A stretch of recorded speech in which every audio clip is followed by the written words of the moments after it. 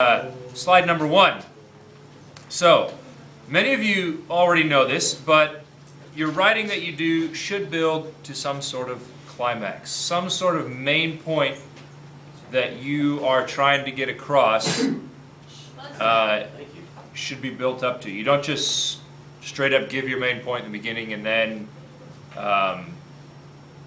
it's all downhill from there. You sort of want to lead people into it. And to that end, you would start with the least important point, and you would end with the greatest point of importance, which would be the climax of your piece of writing. We all know this from plot diagrams and stories, right? We have the, what's the first one called? Exposition, then rising action, climax, falling action, yes? Similar when you're writing an essay. Right? You should slowly build up the excitement and then deliver your best statement. So as you're writing, you're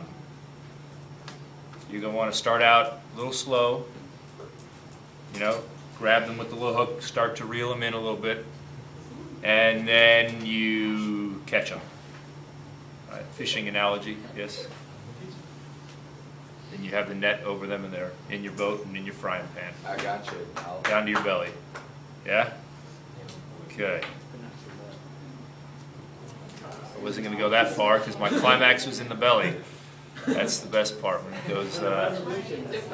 Okay. You don't fish? I'm allergic to fish. Why would I fish? Wow. Okay. Shellfish or fish? What? Like shellfish or fish? Wow, okay. That's unfortunate for you. Yeah. Moving on now to slide number 2. That's interesting. Are you a Seahawks fan? Yes. Oh, okay. No, I was just joking. Okay. Who said yes? I'm a Lions fan. I really don't. Okay. I stopped caring when the regular When Barry Sanders retired, that was the end of your the Detroit Lions. Barry Sanders retired? Shoot, man. Also fired Jim. All right. Yeah, that was coming. Yes. We need to go a little crazy. Congratulations. Out of 19. Less of congratulations, but still, 6th is better than last. Okay, moving on. Now, anything can be ordered climactically. Anything at all Are you sure? that you're writing with. You good math? Yeah, if you think of the answer. We're talking about English, but sure, because the answer to your climax in math, right, and all the stuff leading up to it That's is... not happy though. I Okay. don't know, I'm pretty happy with that. Some people enjoy math, not everyone. So it could be single words that lead up to a climax, short phrases, longer sentences, or even paragraphs. And you would order them as far as least important up to most important, whether it be any of these types of writing. And ultimately, your entire paper will lead to the climax, or the main point that you are trying to convey to the reader of your paper. Questions so far?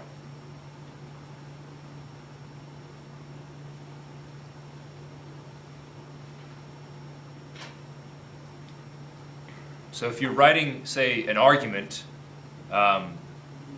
your climax would be your final argument that sort of sums up everything that you've done so far. And you typically would want to save your best, if we use a boxing term, your best punch for last. Meaning, you might throw a few jabs, but you want to save your Super mega ultra uppercut for the end of it, right? So that's if you're writing an argument, that's the one that you want to have your most evidence. The one that's most convincing would be the final one that you would give your reader.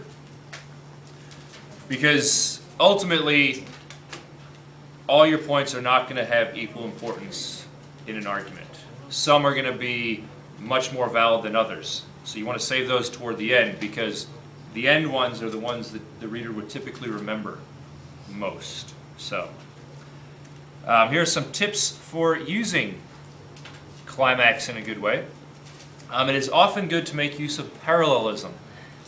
Do you remember what this is when you have to make English parallel? It's not like similar to math, but different concept. You remember, for instance, like grammatical structure of items in a list, let's say, right? You wouldn't say, I want to go for a walk, jumping over the fence and breaking my ankle or something like that, right? You would say, I want to go for a walk, jump over a fence, and break my ankle. Same grammatical structure for each one. Parallelism, right? Sorry, you don't probably want to break your ankle, but I couldn't think of anything else on the spot. So, you know, the whole broken ankle, knee, leg thing, you know, kind of in your head from the game, right? All right. Now, with that being said, if you have, say, 3 or 4 points, just because your point is the least important that you're starting with doesn't mean it shouldn't be interesting. So you should still have enough validity to your point that the reader is interested in it. Because if you say dogs have 4 legs as your first point, it might not be that interesting to someone because it's fairly obvious fact, right?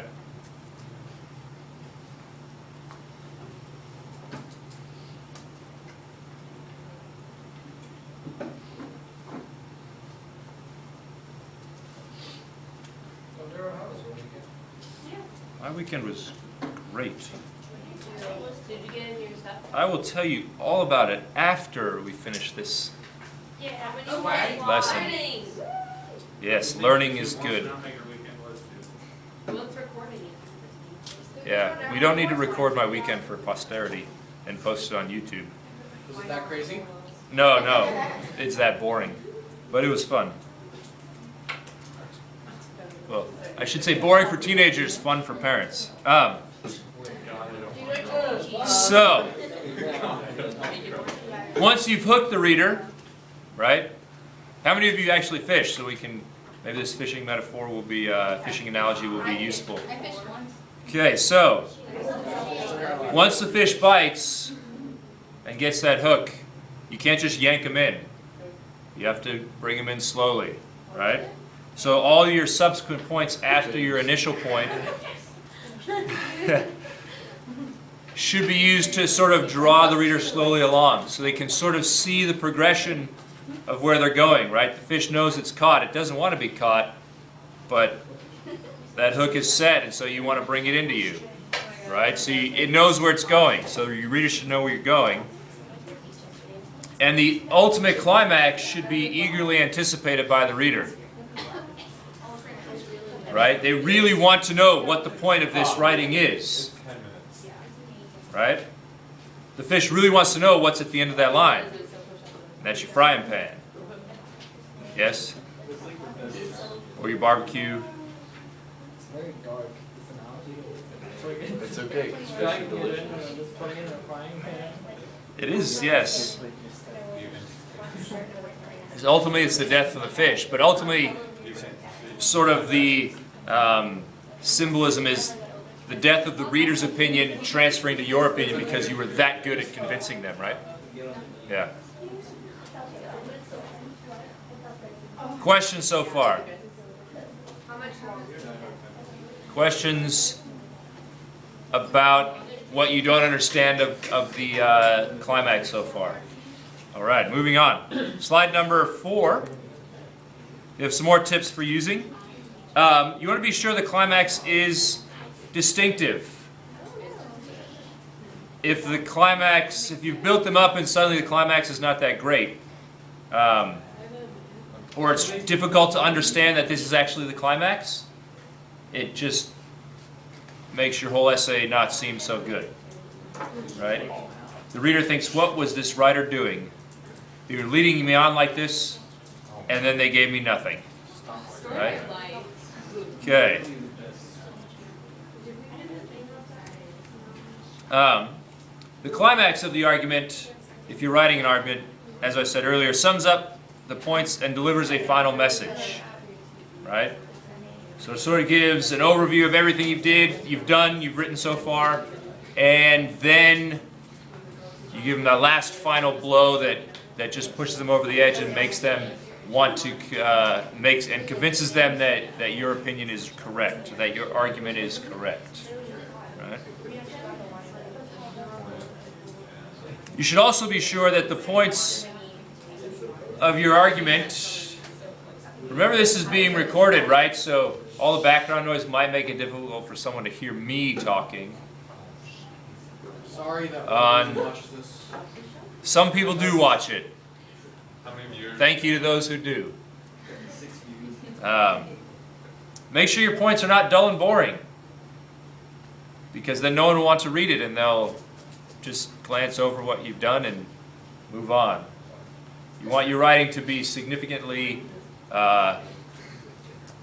significant and lasting to a person who is reading it.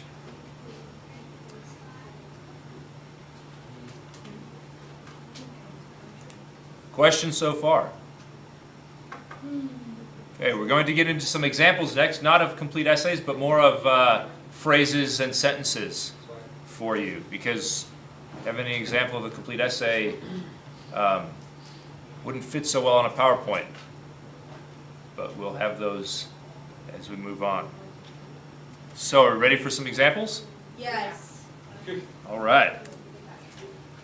First one. Curiosity leads to discovery. Okay, we kind of all know that, right? But you're kind of curious now, aren't you? Leads to knowledge. Okay. Leads to wisdom. Oh man. That being your climax, right? Oh man. That was so fun. Yes?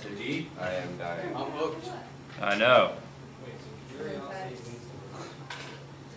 Yes, curiosity ultimately leads to wisdom, yes. Are we gonna have to write? But as long as you learn from that failure, you'll become more wise. For example, this weekend we went for a little hike with my kids, and the neighbor's dog came along.